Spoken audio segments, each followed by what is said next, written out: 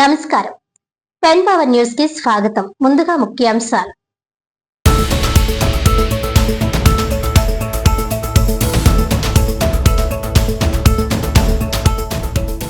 June 21న జాతీయ అర్హత ప్రవేశ పరీక్ష నీట్ 2026ను జిల్లాలో అత్యంత పగడ్బందీగా నిర్వహించేందుకు కట్టుదిట్టమైన భద్రతా చర్యలు.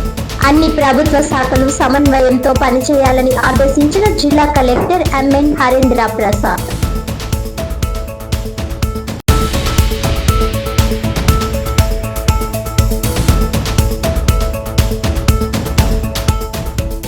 జగ్గంపేటలో వైఎస్ఆర్ కాంగ్రెస్ పార్టీ నియోజకవర్గ ఇన్ఛార్జ్ మాజీ మంత్రి తోట నరసింహం ఆధ్వర్యంలో సమావేశం. ఓటర్ లిస్టులలో వైసీపీ కార్యకర్తలు అప్రమత్తంగా ఉండాలని సూచించిన జిల్లా అధ్యక్షుడు మాజీ మంత్రి దాడిశెట్టి రాజా.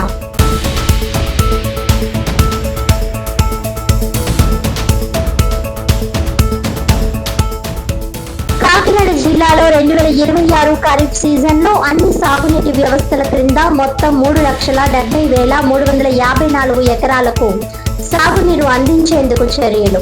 వ్యవసాయ నీటిపారుదల శాఖ సమావేశంలో జిల్లా కలెక్టర్ ఎంఎన్ హరేంద్ర ప్రసాద్.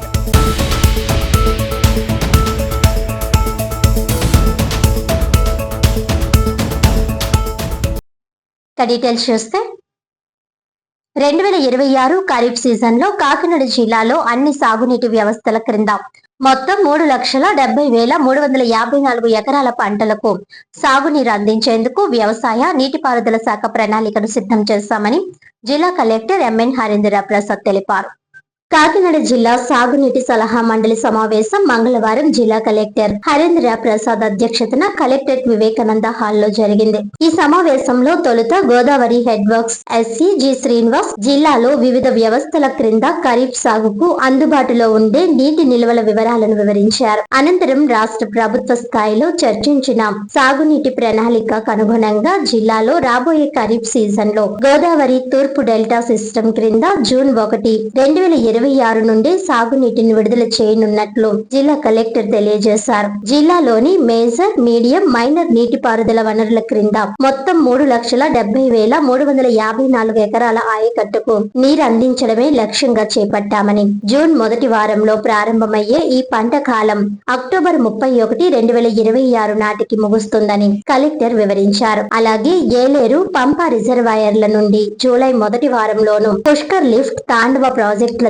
ద్వారా జూలై 2వ వారంలోను, వర్షాలు ప్రారంభమయ్యాక సుబ్బారెడ్డి సాగర్ ప్రాజెక్ట్ నుండి ఆగస్టు 2వ వారంలోను నీటిని విడుదల చేసేందుకు షెడ్యూల్ రూపొందించామని అన్నారు. జిల్లాలో గోదావరి తూర్పు డెల్టా క్రింద కాలువ శివారున ఉన్న పెదపొడి, సామర్లకోట, కాకినాడ రూరల్, అర్బన్, కరప, కాజులూరు, తాళరేవు మండలాలకు జూన్ మొదటి వారానికి నీరు చేరనున్న దృష్ట్యా జూన్ 10 నుండి నెలాఖరు లోపు నారుమళ్లు ముగించి జూలై నెలాఖరు నాటికి వరి నాట్లు పూర్తి చేసుకోవాలని కోరారు. కొనసాగుతున్న అధిక ఉష్ణోగ్రతలు, ముందు ఎల్ నినో పరిస్థితులు ఉండబోతున్నాయని హెచ్చరికల నేపథ్యంలో రైతులు నేరుగా నాటే పద్ధతికి బదులు నారుమడులు, ట్రాన్స్ప్లాంటేషన్ పద్ధతినే అనుసరించాలని, తుఫానుల తాకిడికి లోను కాకుండా పంటలను అక్టోబర్ 31 లోపు పూర్తి చేసేందుకు 150 రోజుల్లోపు పూర్తయ్యే స్వల్పకాలిక వంగడాలని సాగు చేయాలని కోరారు. ఈ సమావేశంలో Peddapuram MLA Nimmakalla Chinarajappa, Jaggampeta MLA Jyothula Nehru, Godavari project committee అధ్యక్షులు మూరాల శెట్టి సునీల్ కుమార్,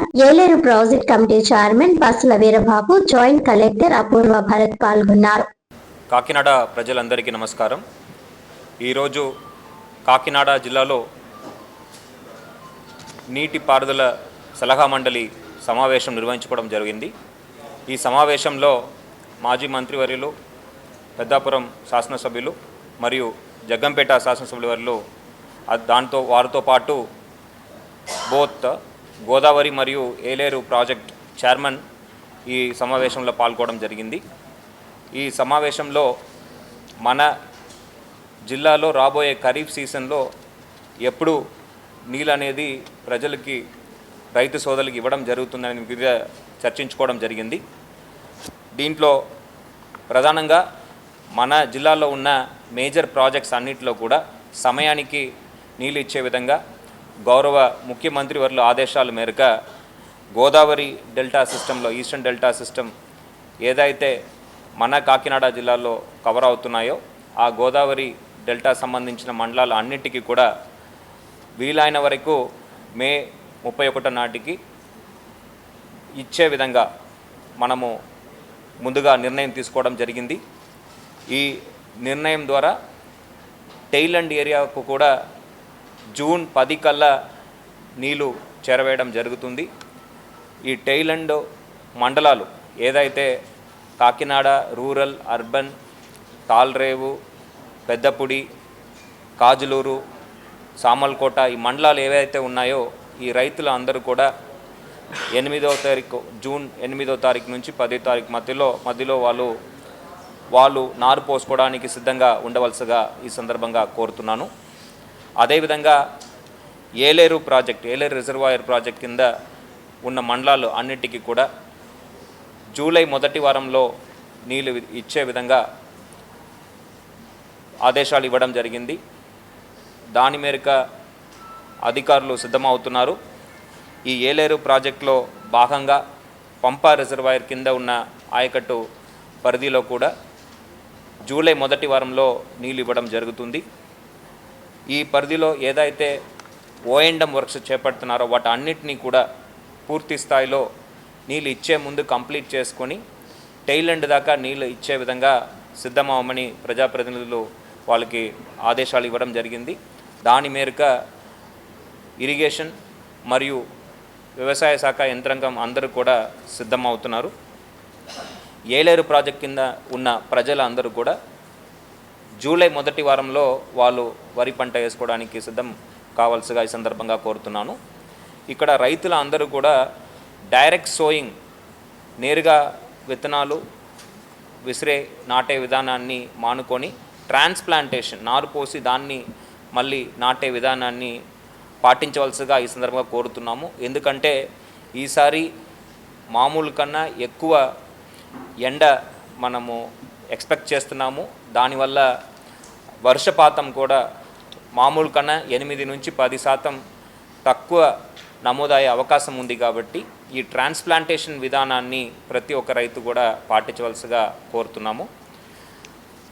దీంతో పాటు మిగతా ప్రాజెక్ట్స్ ఇప్పుడు సుబ్బారెడ్డి సాగర్ ప్రాజెక్ట్ చూస్తే వాటికి ఆగస్ట్ నెలలో మనము నీళ్ళు ఇవ్వడానికి సిద్ధంగా ఉంటాము.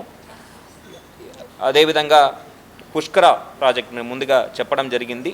ఏలేరులో భాగం అదేవిధంగా గోదావరి నుంచి కూడా మనము నీళ్ళు ఇవ్వడం జరుగుతుంది. పుష్కర లిఫ్ట్ కింద దాదాపు 90,000 ఎకరాలు సాగులో ఉంది. ఈ పుష్కర లిఫ్ట్ ప్రాజెక్ట్ కూడా జూలై 10వ తారీఖు ఆ ప్రాంతంలో మనము నీళ్ళు పూర్తిగా ఇవ్వడానికి సిద్ధంగా ఉన్నాము. దీంతో పాటు మన జిల్లాలో ఉన్న తాండవ సంబంధించిన ఆయకట్టు ఏదైతే తుని నియోజకవర్గంలో ఉందో అక్కడ కూడా మనము జూలై 2వ వారంలో నీళ్ళు ఇవ్వడానికి సిద్ధంగా ఉన్నాము.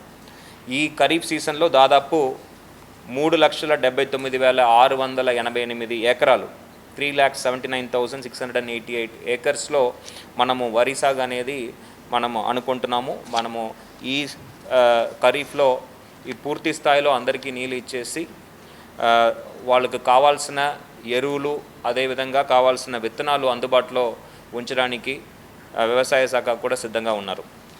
ఈ సందర్భంగా రైతు సోదరిమణులకు అందరికీ తెలియచేయాల్సిన అనుకుంటున్నది ఏంటంటే ప్రభుత్వం ఏదైతే రకాలు కొనుగోలు చేయట్లేదో ఆ రకాలని వాళ్ళు పూర్తిగా మానేయాలని ఈ సందర్భంగా కోరుతున్నాను. ఈ రకాలు చూస్తే 1156, 1153, 1010, PR 126 ఇలాంటి రకాలు వాళ్ళు పూర్తిగా నిషేధించవలసిగా కోరుతున్నాను. అదేవిధంగా లాంగ్ డ్యూరేషన్ వెరైటీస్ ఏదైతే 180 రోజు పండే పంటలు ఉంటాయో వాటిని కూడా పూర్తిగా నిషేధిస్తూ మీరు షార్ట్ 150 డేస్ పంటలు ఏదైతే ఉన్నాయో రకాలు ఏదైతే ఉన్నాయో ఆ వరి పంటలు పండవలసిగా ఈ సందర్భంగా మిమ్మల్ని అందరినీ కూడా కోరుతున్నాము.